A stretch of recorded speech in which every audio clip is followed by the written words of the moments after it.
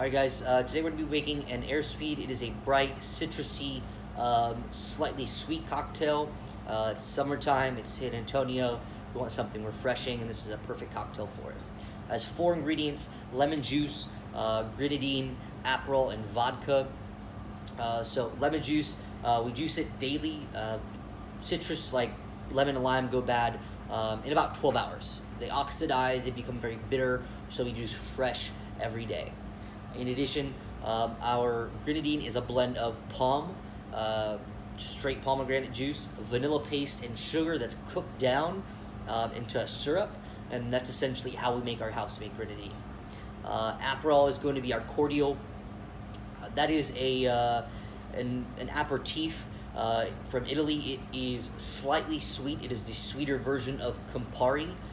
So all of these things go really well together. That being said, it is meant to settle your stomach. It's meant to get you going. It is meant to stimulate your appetite, and that's why this is a great cocktail before or in the middle of dinner. It continues to have you eat. And then lastly, we have our vodka. This is Polish rye vodka. There are multiple grains that you can use in vodka. You can use just about anything. The idea with vodka is to distill it into a flavor of nothing.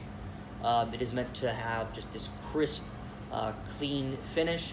Rye adds a very spicy component to the vodka, so it's going to be a little bit of a kick when it comes to the flavor of it in and of itself. So we're going to build in our shaking tin. So we'll take it out. We will always build in the small vessel. Purpose, you can always knock the larger one off with your hand if you're not careful, or if you're busy. So always build in the small tin, and it allows you to control the amount of liquid going in. So the first is going to be a 3/4 ounce of lemon juice. Never ever touch the spout to the jigger. That is just possible contamination. We want to have the cleanest bar and do everything the correct way. Second in the order of operations is your sugar. This is going to be the grenadine at 3/8 of an ounce.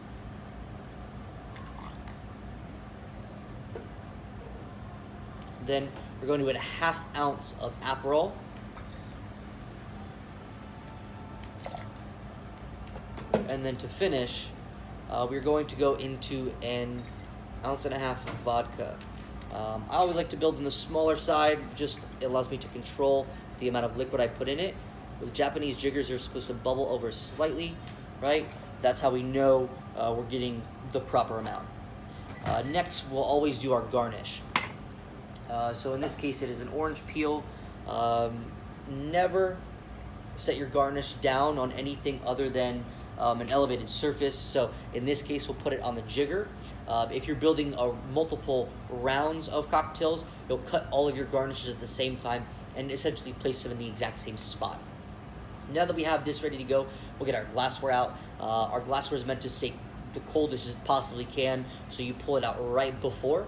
So we will get that out.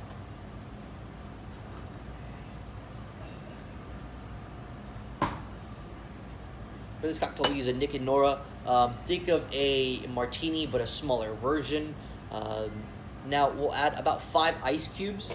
I know that sounds really specific, but because it doesn't see any dilution time in a rocks glass or a Collins, this is essentially just all liquid.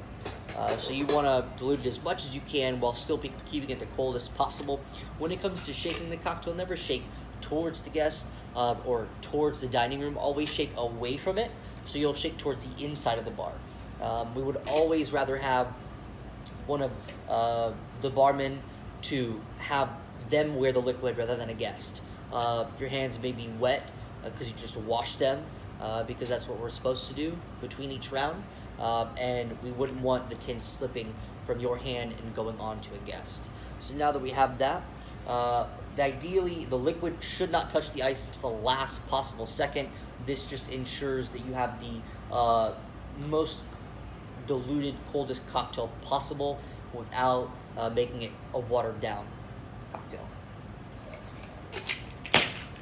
There's no need to bang the tin. If you seal it correctly, everything should be okay. We'll let the ice and the liquid get acclimated, and then we'll shake.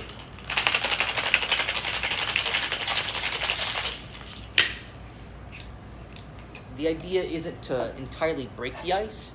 The idea is just to allow the ice to move around and make the liquid cold. Now, as we pour the cocktail, the ideal situation is for both sides of the strainer to come out at the exact same time. Once you have the drops, this indicates that all the liquid is out of the cocktail. At no point in time should your cocktail ever go above the rim, so it should never spill over. This means you either have too much liquid or you put too much ice and you shook too long. In this case, we're going to express our orange peel, lightly manicure it,